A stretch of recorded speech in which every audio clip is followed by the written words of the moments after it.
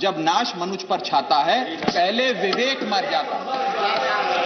Sir, इसमें Delhi bill का सार है। सर, हम न्याय की गुहार लगाने आपके सामने आए हैं, अपने हक मांगने आए हैं, अपने हक से ज्यादा मांगने नहीं आए। सर, मैं अपने वक्तव्य को 3 भाग में बांटता हूं। पहला कि यह बिल कैसे एक राजनीतिक धोखा है, पॉलिटिकल फ्रॉड है। दूसरा, यह कैसे एक संवैधानिक पाप है, कॉन्स्टिट्यूशनल सिन है।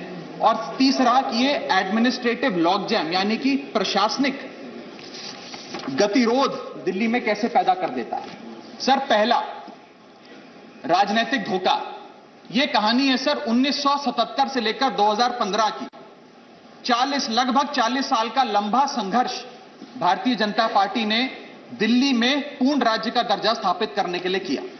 1977 में जब 3rd मेट्रोपॉलिटन काउंसिल दिल्ली में था, उसमें जनता पार्टी की सरकार थी। उन्होंने मता पास कर कहा कि दिल्ली को पूर्ण राज्य का दर्जा बनाएंगे। लगातार पूर्ण राज्य की दर्जे की मांग करते करते ये 1989 का लोकसभा का मैनिफेस्टो मैं बीजेपी का लाया हूं। 1989 के मैनिफेस्टो में पेज नंबर 361 पे पॉइंट नंबर 10 पे ये कहते हैं, ग्रांट स्टेटहुड टू यूटी और दिल्ली। यानी 1989 से लेकर लगातार ये लोग दिल्ली को पूर्ण राज्य का दर्जा दिलाने की मांग करते रहे। यहां तक कि जब 1991 में कांग्रेस की सरकार ने दिल्ली में विधानसभा का गठन किया, उससे भी नापर्याप्त मानते हुए लाल कृष्ण आडवाणी जी, मदन लाल खुराना जी सबने बयान दर्ज कराए कि यह भी दिल्ली के साथ न्याय नहीं है, दिल्ली को पूर्ण राज्य का दर्जा मिलना चाहिए और हम इसके लिए आंदोलन चलाएंगे। और लगातार इन लोगों ने संघर्ष किया, आंदोलन किया। सर, 1999 में फिर अपने मैनिफेस्टो में बीजेपी ने, ये 1999 का मैनिफेस्टो है, ये जारी कर कहा कि हम दिल्ली को पूर्ण राज्य का दर्जा देंगे। Page number 132 point number 31, we will give full statehood to Delhi. Sir, इन लोगों ने बड़ा आंदोलन चलाया, संघर्ष किया, सड़कों पे लाठियां खाई, न जाने क्या क्या किया दिल्ली को पूर्ण राज्य का दर्जा दिलाने के लिए। और अंततः वो दिन आया जिस दिन वाजपेयी सरकार के उप प्रधानमंत्री आदरणीय लाल कृष्ण आडवाणी जी इस सदन के भीतर एक बिल लाए, द कॉन्स्टिट्यूशनल अमेंडमेंट बिल 2003, जो दिल्ली को पूर्ण राज्य का दर्जा देता है। यह बिल आडवाणी जी इस सदन के भीतर लाए और कहा कि दिल्ली को अधिकार देने की जरूरत है, दिल्ली को पूर्ण राज्य का दर्जा भाजपा दिलाएगी। यहां भी बात खत्म नहीं होती सर। इसके बाद 2013 के अपने मैनिफेस्टो में बीजेपी ने कहा हम पूर्ण राज्य का दर्जा देंगे। इनकी जून 2013 में नेशनल एग्जीक्यूटिव की मीटिंग हुई, उसमें मता पास कर कहा हम दिल्ली को पूर्ण राज्य का दर्जा देंगे। यहां तक कि इनके सांसद डॉक्टर हर्षवर्धन ने बयान दिया कि जब आदरणीय नरेंद्र मोदी जी देश के प्रधानमंत्री बनेंगे, हम दिल्ली को पूर्ण राज्य का दर्जा देंगे। ये इन सब ने सर लगातार बातें कही और दिल्ली को पूर्ण राज्य का दर्जा दिलाने की मांग लगातार भारतीय जनता पार्टी दिल्ली वालों के सामने रखती रही। सर, ये बिल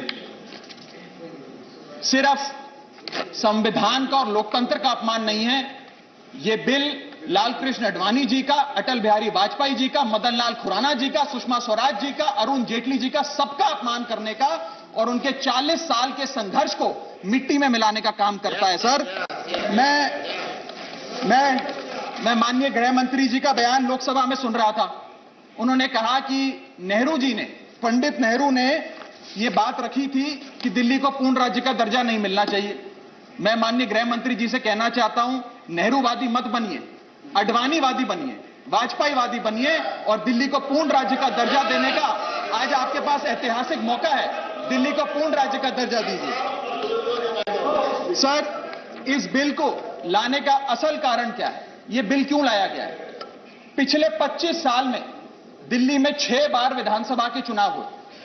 6 के 6 चुनाव भारतीय जनता पार्टी बुरी तरीके से हारी। यहां तक कि 2015 और 20 में आजाद भारत के इतिहास की सबसे बड़े जनादेश की सरकार अरविंद केजरीवाल ने दिल्ली में बनाई। क्योंकि ये पिछले 25 साल चुनाव नहीं जीत पाए और अरविंद केजरीवाल और आम आदमी पार्टी के आने के बाद ये जानते हैं कि अगले 25 साल भी ये लोग चुनाव नहीं जीत पाएंगे, तो सरकार को नष्ट करने का काम कर रहे हैं। ना रहेगी सरकार और ना रहेगा चुनावों का महत्व, ना रहेगा बांस, ना बजेगी बांसुरी। लेकिन मैं आज इस मंच से भाजपा से अनुरोध करूंगा कि कम से कम लाल कृष्ण आडवाणी जी को न्याय दीजिए, कम से कम उनकी इच्छा पूरी करिए, दिल्ली को पूर्ण राज्य का दर्जा दीजिए। सर, मेरा दूसरा भाग कि कैसे यह बिल एक संवैधानिक पाप है। सर, पहली चीज, ये abuse of ordinance making powers है, आर्टिकल 123 जो संविधान का देता है। संविधान ये कहता है, और वाईवी चंद्रचूड़ साहब का AK Roy versus union of India एक बड़ा महत्वपूर्ण लैंडमार्क जजमेंट है, जिसने कहा कि ऑर्डिनेंसेस सिर्फ आपातकालीन और विषम परिस्थितियों में लाए जाएंगे। ऐसी कौन सी आपातकालीन और विषम परिस्थितियां आ गई कि आपको सुप्रीम कोर्ट के फैसले को 8 दिन के भीतर बदलना पड़ गया? दूसरा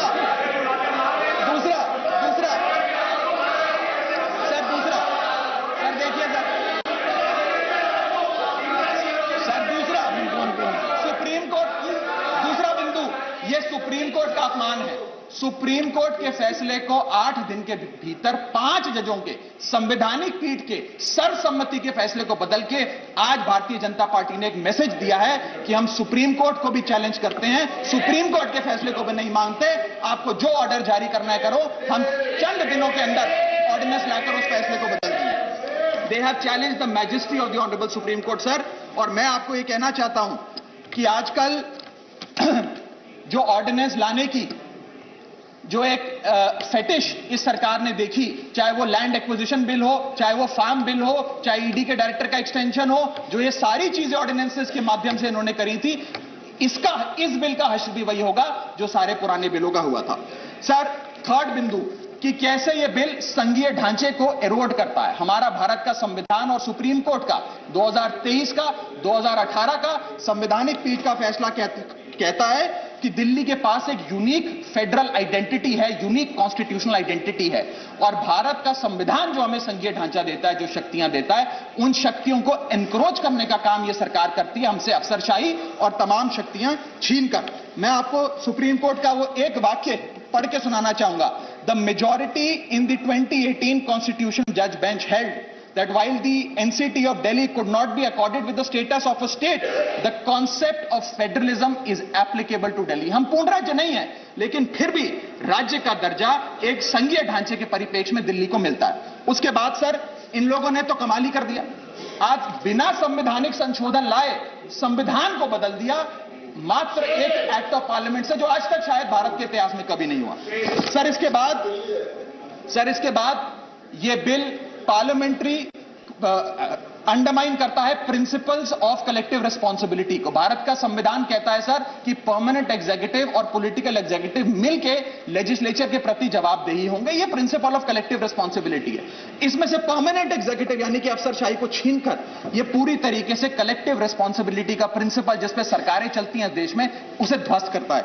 और आखिरी बिंदु संवैधानिक अपराध का, ये ट्रिपल चेन ऑफ अथॉरिटी को तार तार करता है sir. Triple chain of accountability ये होती है कि अफसरशाही की जवाबदेही मंत्री को, मंत्री की जवाबदेही लेजिस्लेचर को, और लेजिस्लेचर की जवाबदेही जनता को। इसमें से अगर आप अफसरशाही हटा देते हो तो फिर जवाबदेही की जो ये ट्रिपल चेन ऑफ अकाउंटेबिलिटी ध्वस्त हो जाती है। तो ये काम करके संवैधानिक अपराध एक प्रकार से सरकार ने किया है। सर, मेरा आखिरी भाग, ये कैसे एक एडमिनिस्ट्रेटिव हाराकिरी, एक एडमिनिस्ट्रेटिव गतिरोध पैदा करता है। ये कहता है सिर्फ उपराज्यपाल ही ट्रांसफर पोस्टिंग करेंगे एक समिति के माध्यम से, यानी कि अफसर अब मुख्यमंत्री की नहीं सुनेगा, मंत्रियों की नहीं सुनेगा। अगर अब दिल्ली में किसी के घर में बिजली नहीं आ रही, पानी नहीं आ रहा, किसी के बच्चे का स्कूल में दाखिला नहीं हो रहा, तो वो उपराज्यपाल के पास जाएगा, अपने मंत्री मुख्यमंत्री के पास नहीं जाएगा।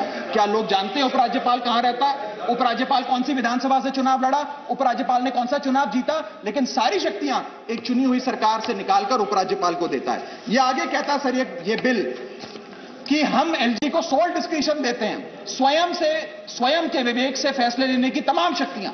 आज तक उपराज्यपाल और गवर्नर काउंसिल ऑफ मिनिस्टर्स की एड एंड एडवाइस से बाध्य थे, लेकिन यह बिल उपराज्यपाल को सुपरसीडिंग पावर देता है। आगे सर, यह बिल जितने भी ब्यूरोक्रेट्स हैं उन्हें एक जुडिशियल अथॉरिटी बना देता है। यह कहता है अफसरशाही तय करेगी कि मंत्री का फैसला सही है कि मंत्री का फैसला गलत है, और अगर अफसर को मंत्री का कोई फैसला पसंद नहीं आया तो अफसर मंत्री का फैसला लागू करने से मना कर सकते हैं। और सर, यह बिल अथॉरिटी, कमीशंस और कॉरपोरेशंस बनाने की, तमाम गठन करने की, नियुक्ति करने की शक्तियां सारी की सारी केंद्र सरकार को दे देता है, यानी कि सरकार की चाबी एक प्रकार से केंद्र सरकार को हाथ में पकड़ा देता है।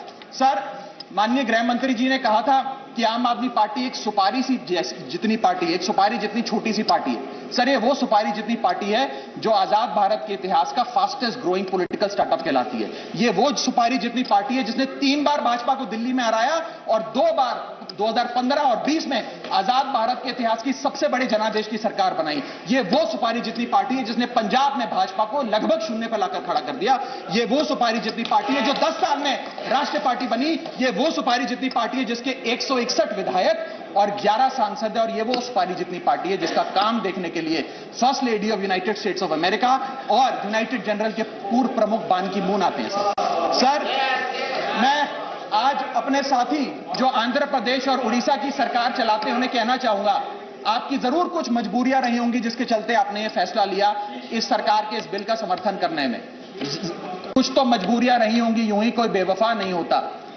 लेकिन मैं आपको कहना चाहता हूं कि आग जब लगेगी तो बहुत दूर तक जाएगी। राहत इंदौरी साहब का एक बड़ा महत्वपूर्ण शेर है, अगर खिलाफ है होने दो, जान थोड़ी है, ये सब धुआं है, आसमान थोड़ी है, लगेगी आग तो आएंगे कई घर जद में, यहां सिर्फ हमारा मकान थोड़ी है। लेकिन जब आपके घर में आग लगेगी, आम आदमी पार्टी आपके साथ खड़ी होगी, मैं आपको विश्वास दिलाता हूं। और सर, मैंने अपनी बात शुरू करी थी महाभारत के एक अंश से, मैं समाप्त भी महाभारत के एक अंश से करूंगा। सर, बीच कुरुक्षेत्र के मैदान में जब युद्ध प्रारंभ होने वाला था तो युधिष्ठिर ने शंखनाद करने से पहले एक घोषणा करी और कहा कि ये धर्म की लड़ाई है। मेरी सेना में खड़े मेरे पीछे जितने योद्धा हैं, अगर उन्हें लगता है कि धर्म मेरे साथ नहीं कौरवों के साथ है, तो मेरी सेना छोड़कर सामने वाली मेरे दुश्मन की सेना में जाकर खड़े हो जाएं, उनकी ओर से युद्ध करें।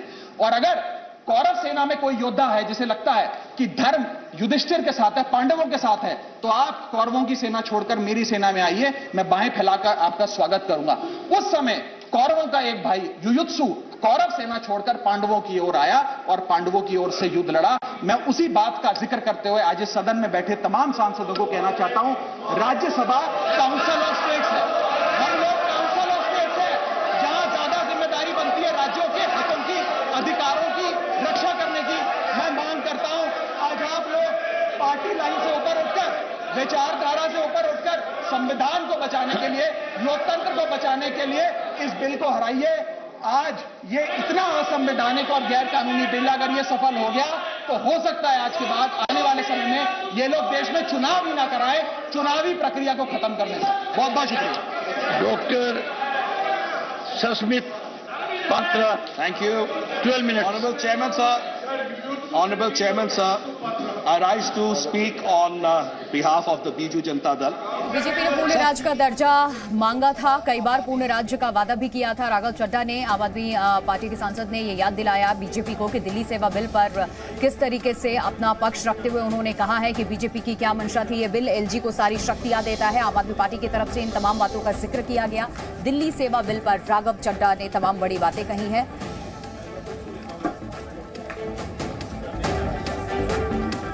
तो ये बिल एलजी को सारी शक्तियां देता है, अफसर शाही को कैसे बढ़ावा देता है। बीजेपी ने पूर्ण राज्य के दर्जे की मांग की थी दिल्ली सेवा बिल पर। राघव चड्ढा का बड़ा बयान बीजेपी को घेरते नजर आए।